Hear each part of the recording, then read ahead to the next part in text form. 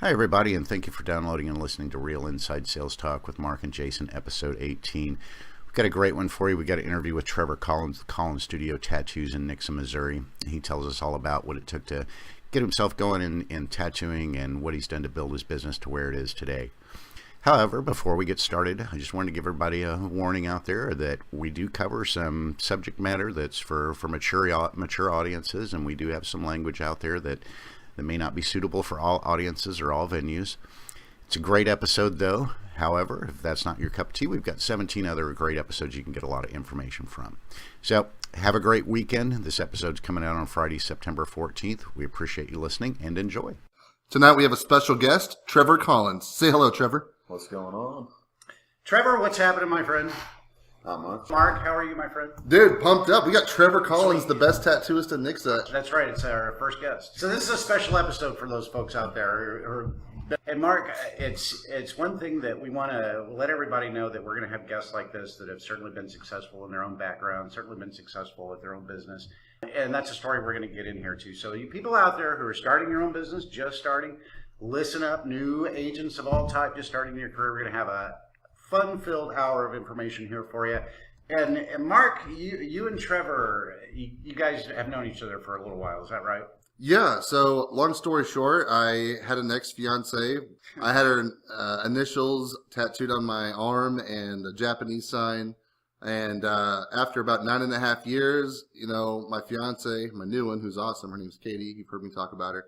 She's like, it's time to get that shit covered up. So let me interject here real quick. You're one of those guys who tattooed the name of their fiance or their lover or whatever on their arm. Now, Trevor, let me ask you this here: have you ever done that? Tattooed somebody's their mate's name, and then maybe 6 years later or a day later or a week later come back and get that crap off and cover it up? Yes, that's multiple times. Happens all the time. Really? More than we would think. Really? Because that being said, on the other end of that, like I think there's people that get each other's names and it still works out in the end. It goes both ways, but we've seen some funny ones before. The closest I'd ever get to it would be my kids' names or mom. I could do the mom tattoo. Trevor, I got a mom tattoo. You have a mom tattoo? I got a dad tattoo as well. Do you wow, really? Yeah, they do that? That's I was going to say, I had no idea. That's awesome. Now, do you have your wife's tattoo? Oh, yeah. Yeah, and I hear your wife works with you. Yes, indeed.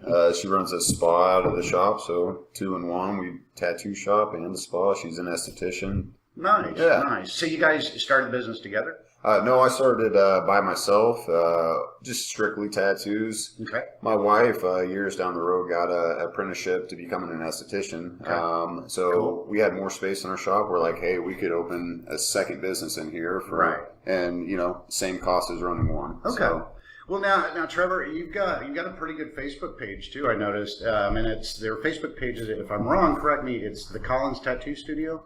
Yes. Okay. And you guys got about 2,300 likes up there on that thing, don't you? 2,384 as of right now. Right on. Mark looked it up. Yeah. Yeah. And have you noticed how many people go to your live feeds, especially your employees' live feeds? Like whenever Cole or you or someone else in your studio is doing something, it's like, oh, dude, this is going to look fucking awesome. What's going to happen here? Right. Yeah, Cole's awesome about running the live feeds, and they are exciting. Well, they're halfway exciting for people that don't know what's going on. It's cool to just kind of see the whole process, right? But it is a slow process, so you get a lot of people that tune in and tune out real quick. Oh, sure. They're like, oh my god, no, I can't watch this. Or now, how do you? And to back up here, give you a little bit more background. How did you get started, in tattooing? Did you draw a lot when you were a kid, or I did grow up drawing. I mean, that's kind of a fundamental of becoming a tattoo artist, especially if you want to be a good one. I grew up drawing all the way through high school is when I started taking my first art classes. Nice. And then did all the classes they offered through school, the advanced drawing. got into college, continued on with art there. When did you do your first tattoo? In 2009. Is that your first professional paid tattoo Oh, experience? no, it was definitely not very professional. My very first one, I actually put it on myself. Really? Yeah, it was well, I only... Self-tattoo, that's the way you learn, man. It was kind of the tradition. What was the tattoo? Do you mind sharing? So it was my son's name. Okay. And I actually only did the outline of it the first go around because I suspected it would be not great. So I did it. It was very thin. The pain. And then I waited like 6 months later until I was a little bit better at it, and I went back and re-outlined it, filled it in. So it looks pretty great now. Nice. So you did that back in 2009. Mm-hmm. Now, what inspired you to go into business with it? As an apprentice, working for someone else, and then paying out at the end of the day, I saw the whole process. There was a counter guy that at the first shop that I worked at, we'd have to tip him out, and then also pay the percentage to the shop. So I was like, hey, what is the fastest way I can own my own place? Yeah, exactly. Now you said something. When you got good enough to go back and fix it, when did you know you were good enough? Oh, to go back and man. Even then, 6 months in, I probably shouldn't have been messing with it. I probably should have waited longer. But honestly, it probably was like 3 years, maybe 4 years, until I started feeling really confident in my work. And not that I was doing necessarily bad stuff. It just wasn't anything phenomenal by any means. Right. Well, and you've got to learn. You've got to apprentice like that. I mean, that's the thing. You probably went through. Did you go through a lot of screw-ups and go oops, halfway through? And, I was, you have a good poker face? I was taught well, and it was part of it was do your homework and know what you're getting into. And I also tried to stay on my level too. So because that was, a big fear. It's like they have to live with this forever. That's so it's I tried to not do anything that was permanently, that was too big for me to do in the beginning. You started off real small with lettering, tattoos on the wrist, and tiny little flowers. And now, did you start here in the area that Springfield, Nixon area? So I actually apprenticed down in Branson at Riggs Monster Tattoo is where I started down there. We worked there for I was there at that shop probably 8 months or so, and we didn't really like the owner that much. So Branson was the worst as far as tattooers talking shit on other tattooers. Oh, I'm sure. Well, it's freaking Branson, man. I mean, and that's why everyone drives to Nixa just up the road to Trevor Collins Tattoo. Right. So you were at Ridgemaster for 8 months. I just want to quickly backtrack because you mentioned that you went into business with your wife. Her name's Heather? Yes. Okay. Now, early on, what was some of the struggles that you had together? Not enough clients, people not tipping, who was making the money, who wasn't? Okay, well, when I first started tattooing, so I finished my junior year of college, and at the time I'd switched majors from business management to graphic design. So I was starting a graphic design program, basically after finishing my junior year. I still had 4 more years of schooling to go through to get through this program. So Heather and I had just had our first child, Roman. So I'm freshly dropped out of college. We got a brand new baby, and then you're what the heck am I going to do? Right, exactly. So I got my tattoo apprenticeship, and basically I was driving to Branson from Nixa every single day, back and forth, and I'd spend down there from. I got to work at 10 a.m. and we close at 10. So they were long days, and then drive home. Nixa to Branson. So let me ask you this, a lot of people have a hard time working with their spouse. When I was 19, 20, and 21, I worked with my ex-fiance at Hewlett-Packard. How do you guys separate that relationship, and how do you keep it professional? Well, and successful. Man, I don't know. That's kind of a crazy question. Let's get a crazy answer, man. Well, feel free. Have another drink and tell us all about it. Not to cop out too much, but my wife really is my best friend. So we're best friends with each other. So it's How long you guys been married? We've been married it'll be 6 years coming up, and 10 years together. So we work together pretty well. We do. So it's we're excited. We have a routine.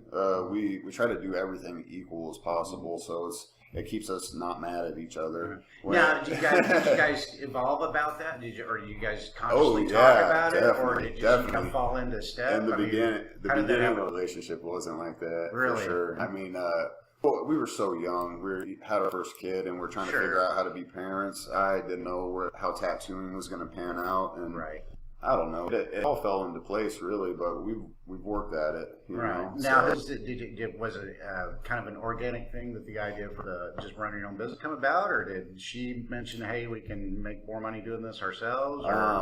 I don't know. Like, I'd definitely say we talked about it. Of course, like we took into account how much money she made, because she paid a percent into her first employer as well, and it was a large percent. And then I was like, well, how much is it going to cost since your machine's bought, the initial startup? How much is it to your monthly fees? Yeah, exactly. So you're looking at the return on investment. Yeah. Oh yeah, and after we figured all that out, I was like, this is stupid not to, you know, and really it would be silly not to have done it, because she has to do 1/10 of the business that she did have to make what she did at her first place. So it's like, it's crazy, you know. She does super well for herself, so it upped her income, and she's happy. She gets to say that she's a business owner, and she is. You know, it's great. Let me ask you this: what are some of the daily processes that you go through? Like, everyone has like their daily motions that they go through. Well, I don't know. It's so nonstop. Ever since I got booked out months in advance. I don't know. I try to balance everything, so I try to stay ahead a day or two on my drawings, and usually that's not even the case. So like, I'll tattoo all day long, and I come home from work, and we eat dinner together, and then chill out. And if I have to, I'll draw at night. But usually I wake up. And when you mean drawing, you're drawing like stuff for your clients? Yes. Yeah. Okay. Well, the way I do it is more of designing, because I use a lot of Photoshop, and I pull pictures from the internet, and then I mash images together in Photoshop. Transform them around how I want to, print them out, and then I take them to a light table, and I'll flip the image so I can backtrace it. Nice. And then I fix everything on paper that I need to fix. But before I even do that, like, we get photos of the arm or a stencil of the body part, whatever we're in tattoo. Right. So I'll put that in Photoshop, and then I can design the tattoo to fit the body how it's supposed to. So nice.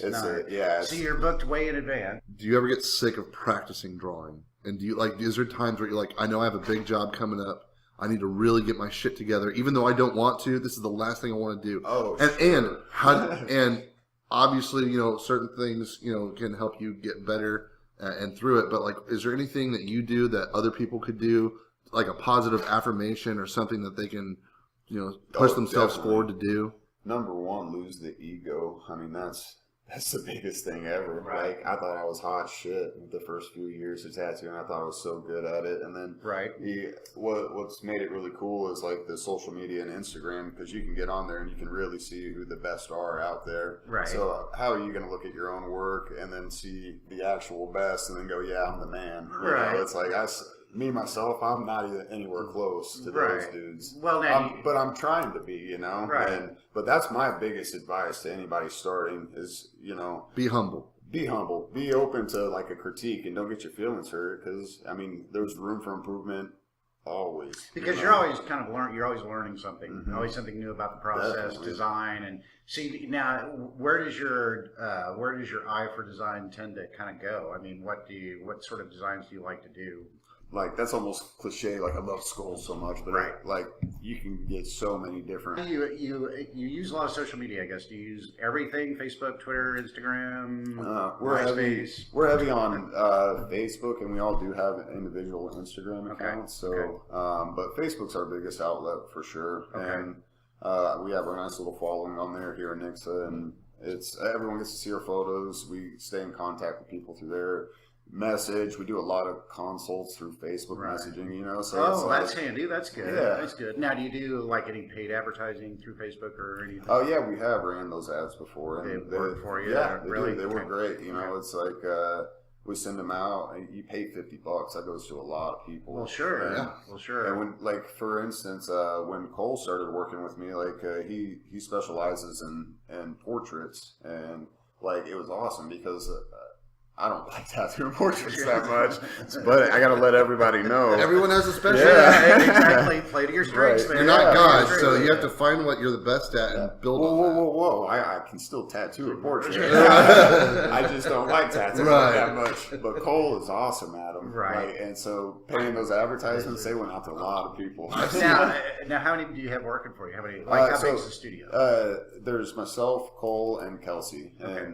and Kelsey is phenomenal as well. She's got the best, I mean, most original style between the three of us. She's been doing it the least amount of time, Right. but I mean, what the stuff she draws is just crazy. Yeah. Okay, so let me tell you how I found you too. We talked about advertising and how you get out. Well, positive word of mouth and good reviews, right? So I had a gift certificate for $100 that my brother Michael had bought me for a Next Generation tattoo. Went on there, looked at the reviews, was like, yeah. So then Katie tells me about Kelsey over at your place. She goes, Mark, look at these. She's like, she's affordable.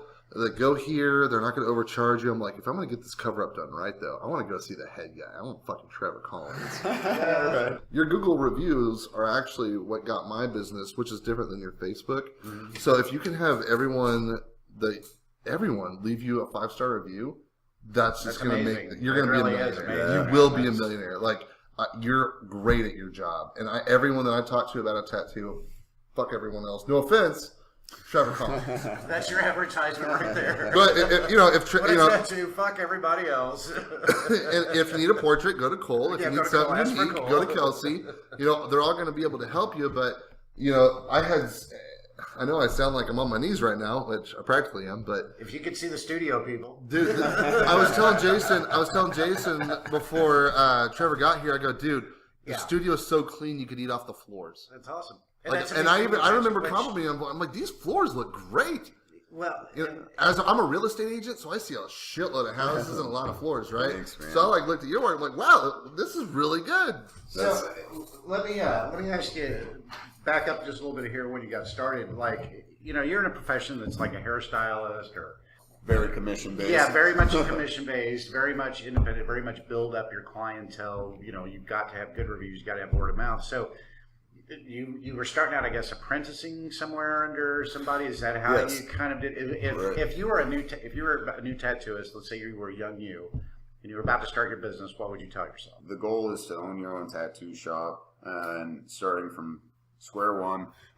Number one, you need to draw a lot, so you have to have a portfolio available to get a decent apprenticeship at Right. a decent studio. Right. You can go to a lot of studios that are just shit, and you'll get hired because somebody wants you to work for them. Right. So, right. but I mean, if you want to be a good, successful tattooer, you're not going to figure that out by yourself. Sure, There's you gotta learn. way too much to learn and too many tips that you cannot figure out. Well, So it's it sounds like car real estate where you've got to have Yeah. a lot of support. Joining a team is a good thing. Right, a in big real sphere of estate. influence, and you get a natural knack for your work. So I got to ask on what you were practicing for your portfolio. What should you draw? Like, there's a lot of people that draw a lot of good things, but there's a lot of people that draw a lot of fucked up stuff. So what should they you draw? should the fucked up stuff if that's what you draw. I would So rather make yourself unique. Right. Oh Right. yeah, definitely. I mean, Okay. if like all you do is draw portraits or horror portraits or whatever, I mean, bring those into whatever shop you're gonna. You might find a shop that likes Right. that style of Yeah. tattooing. Like that's not. Like if you came at me like I only do straight horror, like that's not the look in Nixa, So it's like I could appreciate a good artist, but you're not gonna sell a bunch of your horror tattoos in Nixa, Missouri. No. But yeah, you should definitely do whatever you're good at already. But Right. and as far as like the drawings and stuff, like I mean, don't show up with like here's 3 pictures of stuff I drew. Like you need to bring in 50 to 100. A thick ass sketchbook and go, yeah. Right, this is Look, what I I've been wanna drawing do. for a long time. This is Right. all natural to me. Like I have the fundamentals down. Right. Show me the craft side of this, Right. and then you learn the craft side and go from there. But Well, let me interject here one thing, and like between you and your wife, like when you were first starting, like when you were tattooing women, and you're dealing with getting into body parts and getting close to body Right. parts. Oh, and I stuff. remember asking this. Yeah, I mean, like if some girl, came in especially when you guys were first starting out together, and this again is, and you've got to understand the reason I ask you that because you've obviously built a successful business, you've obviously got your shit together, especially when it comes to relationships with people. if they can understand that, okay, certain things you've got to navigate and you're just going to only learn by trial and error, that's what I want them to figure out. So, I mean, that's kind of where the motivation for my questioning coming as dealing with that is like, how, if you're just in a good, successful relationship, how'd you make that work? Right. So, like, if some lady wanted you to come in and, like, tattoo her ass or, you know, anything close to anything personal. In the very beginning, my wife definitely, I mean, any young couple newly founded is going to be like, no, you can't tattoo them there. You know, like, she didn't want me doing them, but I don't know, I guess kind of my scapegoat for that was the guys that taught me how to tattoo were old school. So they go, hey, man, you're going to tattoo titties and you're going to tattoo asses, and they're going to come in here, and every now and then you'll do, you know, the front side. And he's like, but for that being said, if you're going to do those, he goes, if a guy comes in, you're going to tattoo his ass too, and you're not going to turn it away. He's like, that's just part of this business, and that's what you do. It's a sale is a sale. Yeah. And you want to build your business and get a good reputation. I know, and as long as that card goes through. Yeah. And they tip, right? I don't know. And tip. Yeah, thank you. But I don't. Honestly, like, I've always just tried to keep it as professional as you can. Oh, you have to. Yeah. When you do work in an area like that, there's so many ways around it. Like, if a girl has to take their shirt off, we'll fold a paper towel up into little squares and tape it directly over their nipples. Yeah, because you can't have that exposed anyway. Right. We don't need that in our face, and you know, it's a distraction. Right. Well, it's the thing that I think is cool about it is, one, you're taking the right approach to, look, this is our business, you know, and you're going to run across, you know, things like this that you run into. And just take it kind of from a pragmatic point of view and take a look at the long term. I mean, I think it's a good lesson for people to understand, because you can't get kind of knee-jerk reflexive over the little small things, because I'm sure her as an esthetician, sorry about that, an esthetician, I mean, certainly she has her certainly uncomfortable clients as well. And while he may not be as graphic or as upfront as, say, you know, a tattooist, I can imagine there's certain situations that... Yeah, what's the reverse side? Like, well, you know, she doesn't really have too many male clients, but I mean, she does Brazilian waxing. So as far as seeing more, like, she definitely sees a lot more than I've ever thought. Yeah, and that's a woman-on-woman thing, though. Yeah. Typically, right? I mean, she did that to Brazil waxing honestly, guys. Like, I mean, I got two other people that work with me. When people have to lose their clothes, we put up barriers. Like, we have the wall so we can close them into our own section. And but honestly, like, it is like awkward, because you'll have people. We have a big open floor plan, you know. So when people walk in, I'll have to stand up, walk around a barrier, and be like, "Yeah, I have a naked person back here. Yeah. What do you want? What can I do for you?" Yeah, there are like regulations from the city you have to like watch out for. No, actually, the city's really cool. They're really easy to work with. Now, as far as any regulations, like with the tattooing and cleanliness, do you have like a health inspector come by? Not in Nixa. It's really crazy. In Branson we did, but in Nixa, it's free reign, kind of unregulated. It's kind of cool. Yes and no. I mean, I wish there was one. Not that we need one. Like, we keep our place clean as shit. Yeah, they're like clean as shit. Of course, it is. It really is. Cut that out. Sorry, we keep it really, really clean. It's like a hospital, folks. No, and that's. I mean, on the one hand, I think that's kind of cool. And the reason I would say that is they're like, you have like a trade association in Nixa Tattooists or something? I mean, do you guys talk to each other ever? Kind of no like not really. Bad customers maybe, or you know, just I mean, like, Better Business Bureau, unhappy. Which customer. I would want to know, what's a bad tattoo customer? Oh man. Well, like someone that comes in and automatically asks like how cheap I can do it for, and I'm just like, well, I don't know. Like, if you want cheap, like, you're already in the wrong spot, right? You know, like we're all professional here. We've done this for years, so it's like, if you want to get one from us, like, you're going to pay us to do it. And, so that bugs me right off the bat when they're like, hey, I want this half sleeve, and I only have $150. Oh, geez. What's up? Oh, geez. Yeah. I can do the bottom. Yeah. Right? Yeah, I mean, don't. I mean, do part of the outline. Yeah. You know, it's just like. And don't cut your commission. I mean, you're paying for the quality. And like in real estate, people are like, okay, the average commission is 6%, but I know this guy next door will do it for 4%. That's like, okay, well, this is going to happen. This is going to happen. The reason he does this is because he has shitty marketing, and he's only going to stick a sign in your yard and take all those buyers and sell all the houses around you because you're overpriced. He's just too afraid to tell you. Wow. So I'd rather sell your house for more money at 6% commission and net you top dollar rather than cut my commission and cut your marketing and advertising. It's like, okay, I'll do it for 150, but I'm gonna do it I'm gonna do a half-ass job on your tattoo. Right. Yeah. And well, yes and no, because like I don't even want to do that, because if you do a half-ass job on someone like that, they're going to tell every single person that they talk to, that motherfucker in Nick's messed my tattoo up. And it's just like that moves us into. Well, it took me a long time to realize that too, but now that like my experience and like the level of the art matches the hourly wage, I have no problem telling people you owe me this amount of money at the end of the session, and we're more than fair. The industry standard is $100 an hour. We work at our first 2 hours at 100, our third and fourth are at 90, and then once you hit the fifth hour, we stay at 80 for the as a flat rate for the rest of the session. We pause every time we take a break. Like if we have a bathroom break, we pause the clock. So like you strictly are being charged for the time that you're sitting for when you're at the shop. Like we don't go out and take a smoke break and you don't take breaks at work and leave the clock running. You know, it doesn't work like that. So you primarily you're per hour kind of it's yeah. not the size. If or it's $150 and under, we usually quote it out because we can eyeball it and go, yeah, I think that will take me an hour to an hour and 10 minutes. But once it starts to get around 2.5 to 3 hours, like it gets harder to guess. So and then we're just like, hey, this is our ballpark. We think 4 to 5.5 hours. So then that leads you sort of into a negotiating process. Let's say those low ballers that come in there. Mm-hmm. I mean, and they want the sleeve for 150. Can you kind of pitch them in a different way? I don't know. I'm find out what they rude. want. Yeah, like there's nothing wrong. People need to know. There's nothing wrong with coming in and being like and asking and saying, hey, I have $150. What can I get for that? You know, like that's my budget. This is what I have to work with, and then we'll work with that. Right. Like, there's a big difference in that and coming in with 150 and saying, I want this half sleeve. And it's like, well, you have to understand. I mean, that's the thing as a salesman. The point then is your reputation, because reputation is everything in sales. So you're keeping your reputation intact, even if, say, you may turn down some business.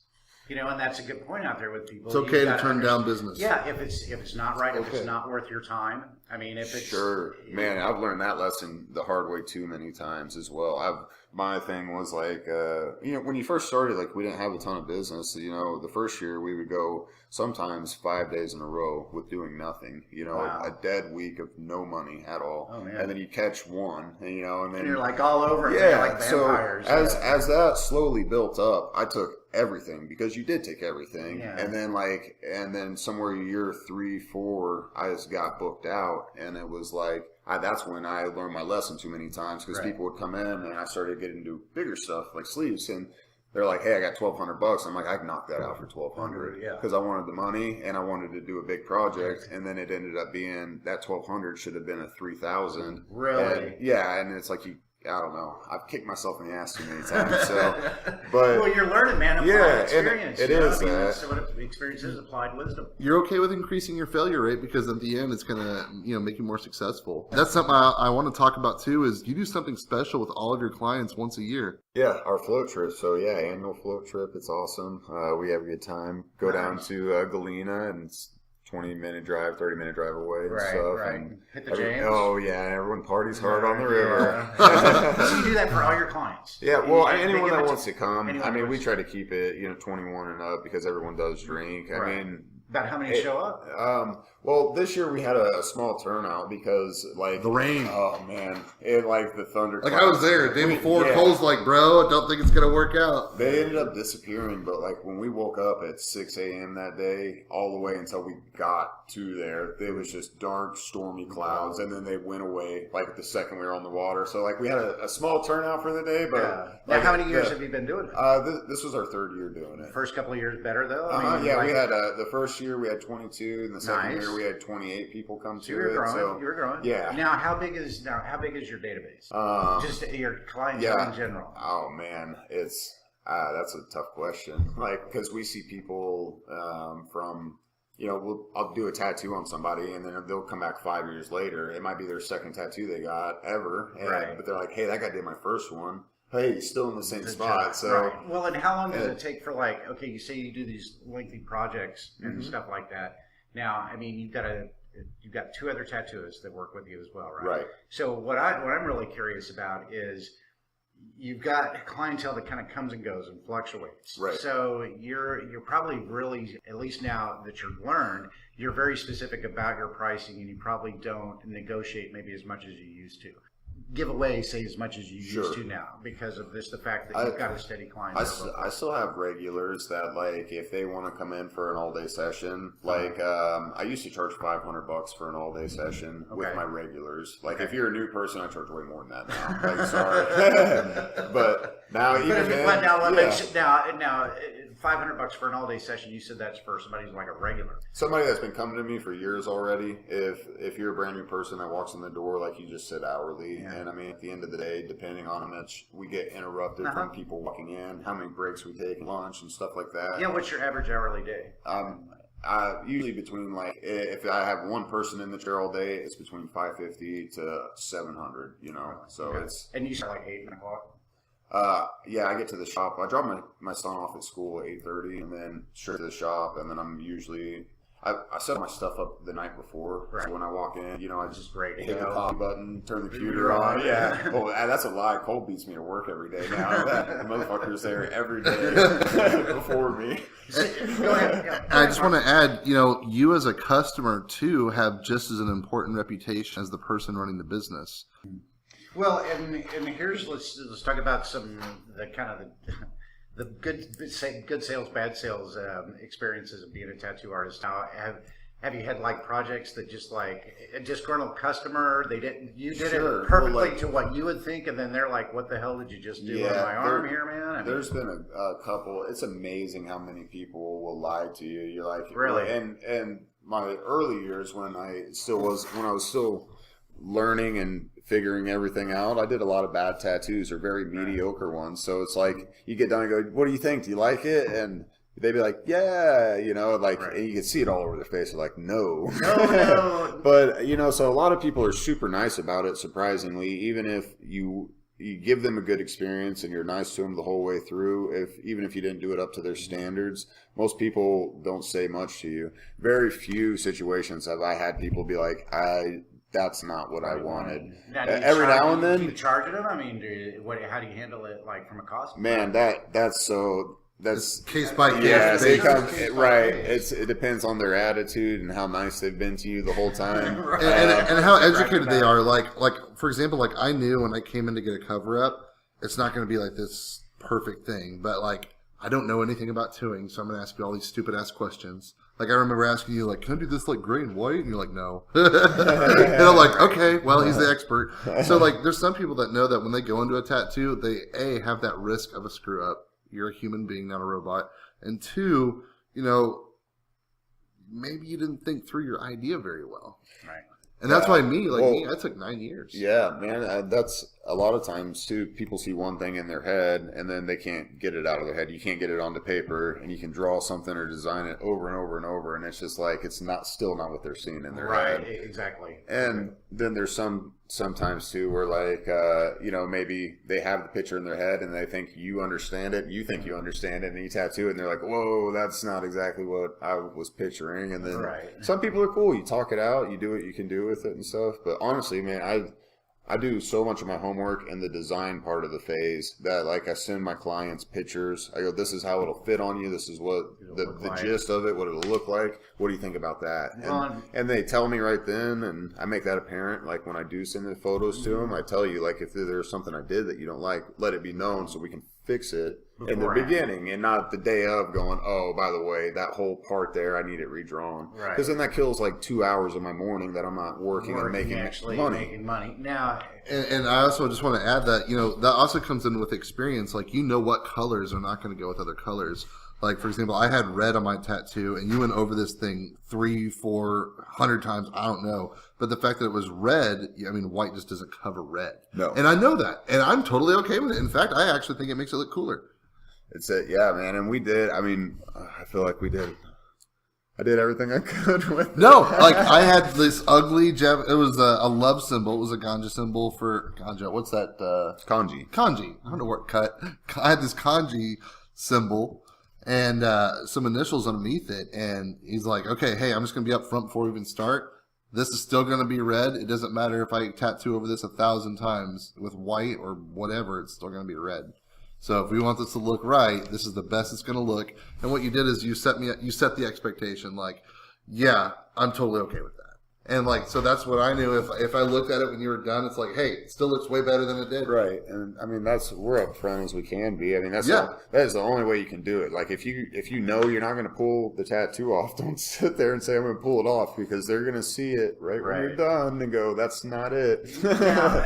Now, how long when you were in business before you took on your first artist, like your first contract person? So that's kind of crazy. Like I was still crazier the better. Let's hear about it. Yeah, I was technically still an apprentice when I owned my first shop. Okay. So which is kind of in the industry, that would piss a lot of tattooers off. Really? Like 90% of them. Oh fuck yeah. Oh really? Yeah. They think you're out and doing your thing, you know. Yeah, and it's just like I don't know, if you're old school, like you're supposed to apprentice for years, and then you start at the low, and then you work your way up, and then once your master thinks that you're the man, maybe you go open your own place, and it's like, I skipped all that. Yeah. Well, as well you should, man. I mean, that's Yeah. the whole point, of leveraging your own skill. And if you have a very good skill and you're very good at something, and you have a little bit of business savvy, I mean, seize the opportunity. Sure, To be able to go and that's out on what your we own. did. So how'd you get your first apprentice? I First originally, hire? I went into business with the guy that was teaching me how to tattoo. I actually got apprenticed under two artists in weird situations, but one went to another shop. The other, they actually both went to different shops. So Really? The two guys that were originally paid, neither of them got me my license, and then a third guy that had been hired on at the shop, Scott, he finished my apprenticeship out for me, and but we did not like rigs, so we didn't like the owner of that place. It was It's always where it starts, man. right. So This guy's an SOB. We're out of here. right. So Scott and I did a 50-50 partnership in the first place, and we quit that place, but we also took the piercer, who was a piercer / tattooer with us, and then the counter help as well. Okay. And we all went and opened our own place. And then from there, there was other artists down in Branson that we kind of worked with, and we're like, hey, we're doing our own thing. You want to come in? Right. Scott, the guy that taught me, he'd been working for 7 years already. So Sweet. he knew somebody from Illinois that actually came down, a young guy, and just Right. moved down on a whim. And So you were in Branson first. Now, what got you to Nixa? Was it well, I didn't even want to be in Branson to begin with. That's where I could get my apprenticeship at the time. Right. My end into the industry, the guy that I was getting my sleeve work done from at the time, I was like, hey, can I get an apprenticeship from you? You know, what's it take? And he kind of told me it's $5,000. Let's see your portfolio. Can you even draw first? You know, shit, yeah. I like you, but can you draw? Can you actually do the work? Right. So, Because his reputation's on the line. Yeah, exactly. sure. Yeah. And I mean, he's locally known around here. He's got a big clientele, and he's been here for a long time too. So yeah, of course he doesn't want to apprentice anybody that's going to suck. So Right. Now, do you follow the same steps with the people that you hire, like Cole and Kelsey? yes, like Cole was a licensed artist already when he moved into the shop, so like he was just a hire on. But Kelsey actually apprenticed for me at the shop, so she paid me. Her apprenticeship moved super quick because I had the clientele to give to her, you know. And when we were honest with everybody, we're like, hey, you know, she's just starting, she's an apprentice, she'll do it for Right. cheaper, and Right. just let it be known, like she's practicing. So Yeah. And Just doing a that lot. was actually one of the things I first heard when I was researching getting a tattoo, and my fiance was telling me all about Kelsey. From a management standpoint, because we talk a lot, like, there's a lot of differences in sales. You know, there's the entry level sales guy, there's the mid level guy, then there's the owner, right? And when it comes to managing and training and like dealing with difficult issues, like let's say Kelsey, and no offense to Kelsey, she does a great job, but like let's say she did something that you weren't proud of. All right, how did you come across to where, one, I wasn't a complete asshole and I didn't want her to quit, but I need her to understand these are the expectations to work here. Oh, sure. Well, I mean, that's that's an easy answer. Like Kelsey has made that super easy, and so has Cole, because they both of them strive to do awesome. And I've let them know that from day one working for me, because I've done it the other way too, of where it's like had shitty people work for you, and that feels terrible, man. It's like it does. Right. I'm getting paid for them to do that garbage. Yeah. So like when I hired him on, I was like, hey, Kelsey was under the pretense that when her apprenticeship was over, if she still sucked ass at tattooing, she wasn't going to have a job there. Like you'd be a licensed artist and you're on your way. But that wasn't the case, and I knew it wouldn't be the case because when she brought me her portfolio, I was like, "Fuck!" Like, Kelsey's awesome. Yes, you're hired. Yeah. Oh man, yeah. And now, to save a bunch of people a bunch of time, what is the process to become a licensed artist? So you have to pass. At the end of the apprenticeship, you take CPR, first aid, bloodborne pathogens training. You pass those 3 tests. You can do them online, or you can find a place locally and take them in person. And then you have 300 supervised hours of tattooing, and that's actually of doing the process, not just being at the shop. So if that's what I was going to say earlier, is like my apprenticeship took me a year and 7 months to get through because I was the lowest guy on the totem pole, and there's a lot of artists. So like at the time Kelsey worked with me, it was just her and I. So like I was able to feed her a lot of clientele, so she did hers in 8 months, which that would also piss a lot of other tattooers off. Well, I mean, think about it. If you had to apprentice even at 40 hours a week, how many like new tattoo artists actually do 40 hours a week? Right, and and I don't think she did too, because Kelsey's, she's married with kids, so like she did what her schedule could allow, but when she was there, she was working, and she kicked ass. It's kind of like my first tattoo was from an unlicensed tattooist. Yeah, right. He was the manager of the Chinese place I was working in, and he was an aspiring tattooist, and that's awesome. So now, as far as the supervised 300 hours, is it one of those things where she's just in house and you're glancing over at her, or are you like are you having to sacrifice money out of your day to make sure that this person are you watching everything? No, it would definitely be the first of that, and not so much in the beginning when she started. Not a lot of micromanagement. When she first started, I did hover, and I mean, I tried to not freak her out, but I would stand and watch and make sure she knew what she was doing, and then I would also pay enough attention to that I could correct her, because you need that in the beginning. Someone going, no, that's wrong, do it like this, and so until like she was sufficient, I did hover over her, but in her later hours, man, she was just like, she picked it up like that. Well, that's good management. I mean, your reputation's on the line. How did you meet Kelsey? Well, I actually online I had posted that I wanted to take another apprentice on, because I did want somebody. I wanted to hire somebody to come and work with me and teach them, make sure they knew the fundamentals of everything. And it's like, you do make money off of hiring an apprentice, so from a business standpoint, it was good all around. Right. But your split pretty competitive here in town? No, with your artists. Oh no! Well, what's cool is they kind of work their own schedules. Do they? So, Okay. Yeah, and they're both good at. Well, you've got. I mean, there's nothing wrong with making money. I mean, we like people making money here, and that's the thing. When you start building a team and you start hiring people, you're putting effort into making sure that one, they have the opportunity. Right. So, I mean, you've taken a risk, and you've taken, the decision to take them on right there. So there's nothing wrong with getting a little bit of, payback from something like that. That's why you got to have good people on your team. Right. And I got to ask, how are you not afraid of what's happening? Like, even though you're booked months in advance, let's say an accident happened, Cole broke his arm or his wrist, and Kelsey broke her wrist at the same time, and then you slipped and fell and hurt your back. Well, one, we got after that happened actually. we carry we got accident insurance and disability on all of us. Well, so that's good. We have insurance policies, man. The natural fears of running a business, though, like everyone's honestly, how do you not freak out? I don't know. We're just gonna flow. We have a lot of fun, man. We just take it easy and stay positive at the shop. Now, what are your hours typically? If somebody if somebody wanted to go get a tattoo from you, what are your hours that you do? 9 to 6. I'm up there Tuesday. Lately it's actually Monday, Tuesday, Wednesday, Friday, Saturday. Okay. Cole will go any day of the week. You call him. Hour. He'll meet you up there and tattoo you. He's like a hooker. Wait, he's not? He's an experienced hooker. Yeah. We love Cole. He's great. Yeah. Well, Love hookers here at Real Inside Sales Talk. So, are you open late nights or anything? I mean, people want 11 o'clock at night. 'Cause I had an ex-girlfriend that wanted to tattoo her and her daughter, and they did it at like 11 o'clock at night, where there's like 4 in the morning. Right. We when I first started in Branson, we did that stuff, but Really? you know, midnight was about the latest I'd ever hang out. But like Cole, he's worked some late nights before, and Nick's How do you guys keep track of that? You use like a Google Calendar? How do you? yeah, we do have a Google Calendar. They're all synced together, so I can makes it make easy. appointments for them. They Okay. can make appointments for each other. Like, Well, and that simplifies things, and that's the great thing about some technology.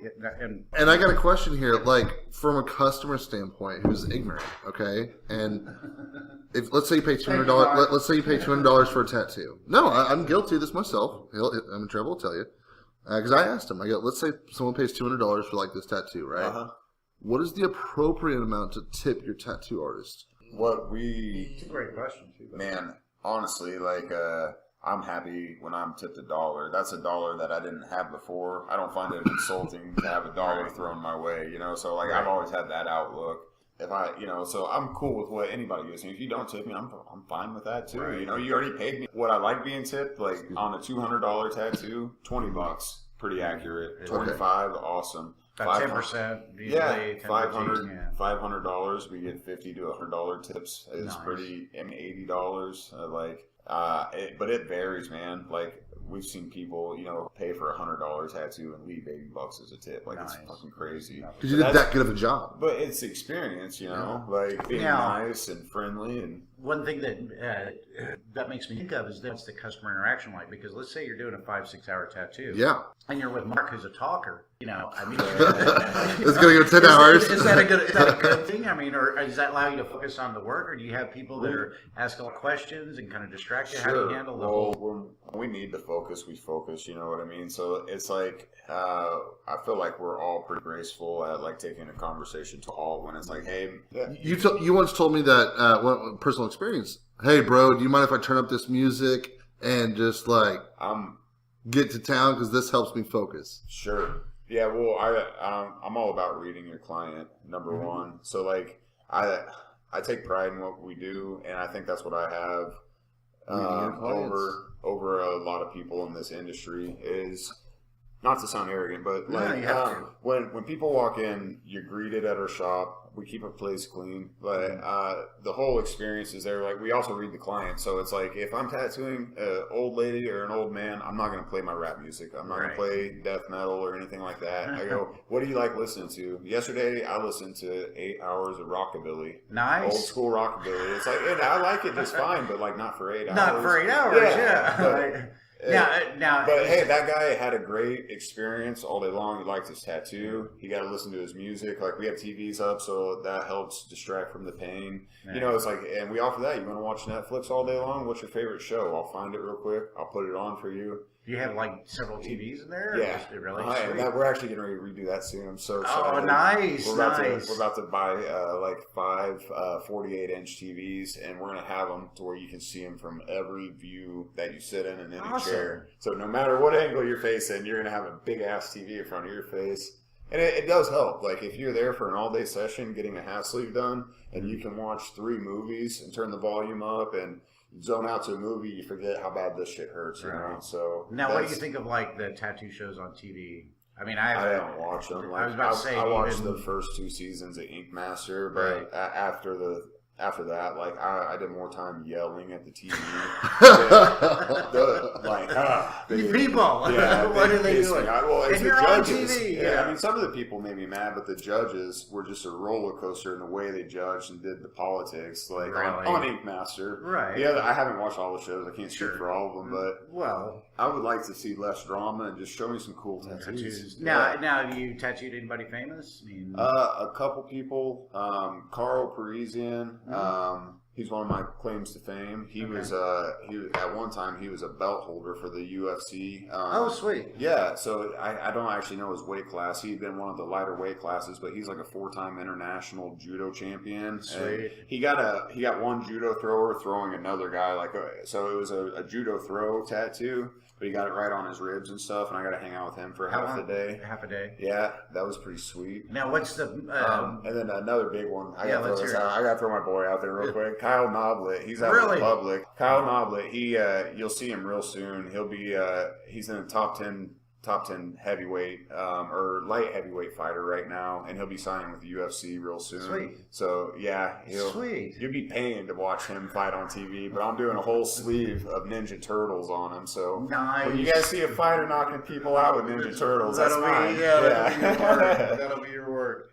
Whenever you do get a celebrity, is it more intimidating, or do you just try to do your best and treat it as an average client? Well, you know what was cool was like when I tattooed Caro, I actually knew the guy that he was down there with, like the fight coach Max Bishop. I was friends with Max. Max knows Carl, so he brought him in, and I was like, and I wrestled in high school and college and stuff, so like I've been around the fighting, so we had a way to relate there, you know. So like when I got to hang out with him, I was just like, oh, let's swap stories, man. Right. Tell me everything. So we had a great time. You know, Kyle is somebody I went to. You know, he's my age, but from Republic, I went to Nixa. You know, so me and him are boys. It's awesome. What's the most painful area to tattoo?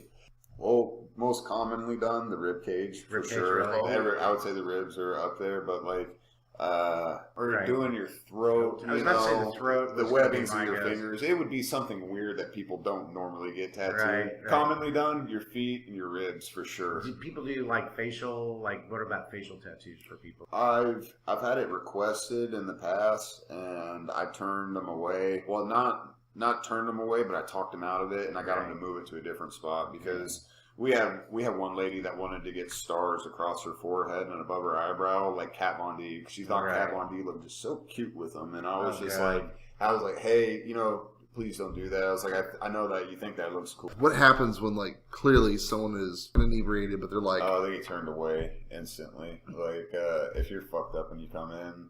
I'll still have a consult with you. Don't get me wrong. I'll sit there and talk to you, and we won't be rude to you or anything. But you're not going to sit down. One, like you're going to bleed like crazy. So it's like we can't even get the tattoo into your skin because your blood will push the ink out as we try to put it in. Yeah. So now we have to do a tattoo twice. The guys definitely. If you come into our shop fucking drunk in the middle of the day, you're probably not going to want to do it twice. No, because that's how you roll. No, you're not. Now, how do you shop for your ink? Like, are you looking at like who's doing the cheapest ink, or how do you buy your ink? Oh man, we do quality only on everything. I buy top of the line, and not to sound like a snob about that, but like when it comes right down to it, your materials, they matter, man. Like, you can't.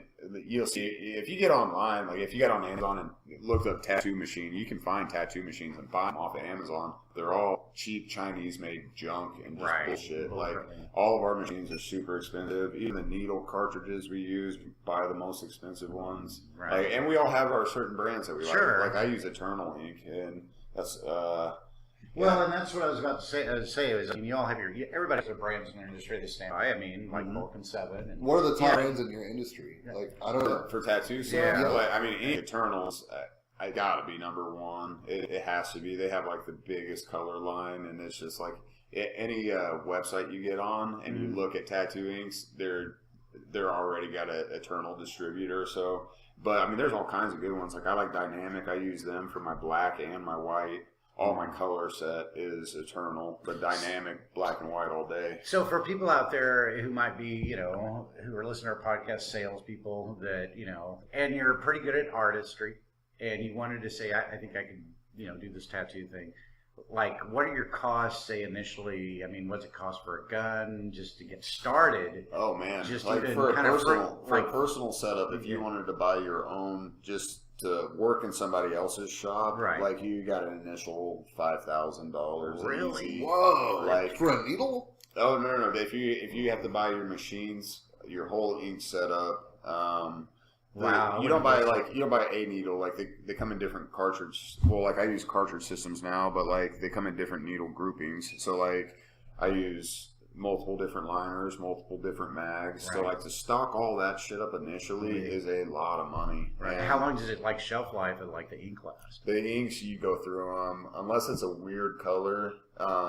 You go through them before they expire almost Really? every time. Okay. Like they're good for 2 years or so, maybe 2.5, and it's always a weird color. It's usually some like off brown that I never get through or something. Right. But like any like What's the most common color you go through? oh shit. Black. Well, yeah, Yeah. Black's most used for Oh, sure. sure. But like Gallons of that stuff in the shop, I'm sure. yeah, well, we order black in big, like 16-ounce bottles, and everything else we buy in 1-ounce Right, bottles. right, So okay. like we get lots of it. So is that at $5,000? Say include licensing too, maybe if you needed to get your license and stuff to get No, started. no. Yeah, you're paying somebody $3,000 to $5,000 is pretty standard to get an Okay. apprenticeship, depending on their level. Okay. And then to buy the rest of your stuff, you're looking at another $3,000 to $5,000. Okay. I would say, like, if you bought top of the line shit, you're gonna spend $5,000. So easy. if you were, let's say, and you're an aspiring tattooist and wanted to get into the industry, how do you break into being an apprentice for somebody? Oh man, well, number one, you figure out, you know what your own style is Right. already. So what you start with is you look up all the shops in the city that you live in. Okay. You figure out who has the closest style to what your drawings look like, and Right. then you go to that dude or female and figure out if they'll accept you as an apprentice. Are you guys taking an apprenticeship here? I like you the most. You're Right. my favorite. This is what I can do. Yeah. I would be a strong fit at your shop, you know? And are most like You sell yourself. Yeah, and are most Well- ink houses open to stuff like that? I mean, somebody just walking off the street. Oh, I mean, sure. Like, Generally speaking. I'll talk to anybody that wants an apprenticeship, Okay. you know? Like, if you come in and just like this, I'll tell you, it's like, I've had all kinds of people come in without even sketchbooks. They're like, I was thinking about, tattooing. I thought it'd be cool. I'm like, Right. nah. Hey, I can doodle pretty good here, Right. man. Yeah, nope. Sorry, bro. And even them, I'm nice to them, but I'll give you the advice. I'm like, we'll go home and draw for another year and a half, and Yeah. then come back and talk to Come me. back and do it again. No, I have a question. You say, $5,000 here, $3,000 to $5,000 there. I noticed when I was getting my tattoo, you have a lot of money invested in other things like rubber gloves, medical equipment. Oh yeah. Tell us, like, how do you plan for that, and how much are you spending on that? That varies. I would say though, like a month right now, I'm spending at least $1,000 and just the tattooing supplies. Like I have to be between. So that's like ink, medical gloves, needles. Do you throw away your needles after Well, every time? and that's also, I guess, if I'm throwing in like the stuff like the trash bags at the shop, the shop supplies, because I supply that for all the artists as well. That comes out of my pocket. So like I have to buy, the saran wrap, the disposable cups, like the ointment that we scoop out, Bottled water. Oh yeah, everything. Yeah. Right. So yeah, that stuff in then easy. I mean, just tattoo supplies, and then what we set our station up with, and what is required to do our job. Right. I would say I'm at $1,000 $1,000 a easy. month to operate. Yeah, I mean, I just spent, I just spent $200 this morning on buying. Let me see, I got 70 cartridges. That Holy was cow. it. Yeah, so it's like I'll be able to. I got How long? 50 mags and then 20 more mags of different sizes. So Now, it's how like, do you plan pretty good? You're been caught in a shorthanded, like, holy crap, I'm out of, holy crap, we're out of black ink. No. I mean, maybe in like early on in the career and stuff. Sure. But like, man, I'm super OCD. Are so you? like, I even have checklists with little boxes and stuff. So like, Uh-huh. I'll photocopy it and I'll Right. walk through my shop and I'm like, running low, Right. And then I go to the store, I get the stuff that I can locally, and then what I can't, it all goes on a tattoo order. So we are never out of anything. Now, I'm curious. He's got his sorry, just Go cut ahead. in, but he's got his standard operating procedures Sure. built in. Sure. He has a repetition that is successful Uh-huh. based off of experience. Right. If he wouldn't have these checklists if he didn't need them. No, and that's what you get from the a learned experience, the learned wisdom, and it becomes applied experience that you Right. implement into your daily life. Right. There's too much. I mean, there's too much stuff on there. I can show you one sometime. I would say that there's over 120 things on my list of stuff that I could go through that I use at the shop, and that is including like specific ink colors and stuff too. But there's so much stuff to keep track of. Oh, yeah, sure. I mean, toilet paper for the bathroom, even. You What's know, your a certain square- amount of change in the cash register. Yeah. What's your square footage? Your 1,200. 1,200. Uh-huh. That's not bad. That's No, nice. not at all. And Big enough, but honestly, still yeah, we're going cozy. to expand one day. Like the idea is to tattoos, piercing, merchandise, a spa. I'd like to do a coffee shop in with it too. Like we're going to do something big one day. I'm just saving the bank right now, so Can we help? I will. Yeah. I will And- say, if business wise though, something that has helped me out a lot is I do have a CPA, so she takes care of all my tax side of the things. Good. I've learned a lot from her over the years, but when I first started, I did not know what I was doing. You know, Right. What's her name? Let's give her a shout out. Her name's Jackie. She owns Stress Relief up in Springfield. She's off of Battlefield, over there by Rurico's or behind that McDonald's right there off of Battlefield and 65. Okay. Um, So you recommend Jackie? You got to keep up with those taxes, man. oh yeah, that's a and pain. she's awesome. Yeah, having a good CPA is We pay our taxes monthly. It comes out of all of our paychecks. I'm on payroll. Cole and Kelsey, they get their taxes taken out. So Right. at the end of the year, nobody owes anything. It's all managed perfect. for 'em, yeah. Were your parents like business owners or anything? Yes, or kind of right. independent driven. They did own, and they still do own their own business. What do they do? My dad built houses. Nah. For most of his life, my mom typed claims for St. Okay. John's for a very long time. But Okay. Trevor, tell people out there where they can find you on Facebook and social media. Where's the best place for them to contact you? the business is the Collins Studio Tattoo and Spa. So Okay. if you look up on Facebook, we have two different pages, which we're probably going to end up combining into one because Right. two is a lot to manage. But the Collins Studio Tattoos Collins is Studio us, Tattoos. and then the Collins Studio Spa is my wife. So that's a great outlook. If you are on Instagram, there's Trevor Collins. Trevor is spelt with an ER. There's Cole Pannell, Pannell, and then Kelsey Bishop Whited.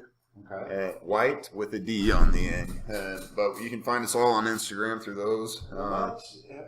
And are you on Twitter? Nope, I don't mess. I Really? I try to keep the social. I don't follow. I don't scroll through the home feed or Yeah, nothing. okay. It's strictly business. I'm Okay. on and off. All right. So you're on Facebook, Instagram.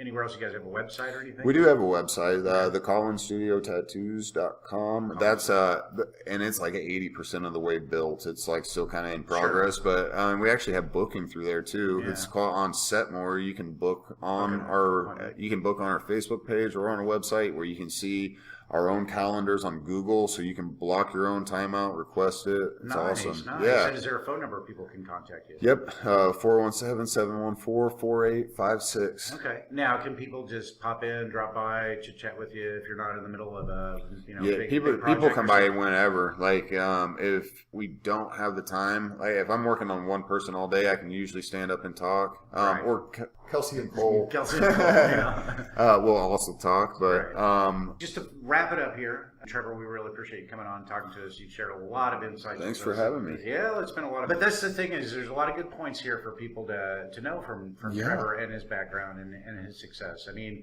obviously, he's going places. He's built something, just out of nothing. He's been able to find a great relationship, great partner in life that's been able to help him do that sort Yeah. of thing. He's focused on those goals, those short-term goals, those long-term goals. He's got people that he trusts around him, working for him out there. Cole and Kelsey, good Yep. job. A lot of lessons you can take from this episode. We appreciate you listening to it. This has been Real Inside Sales Talk with Mark and Jason.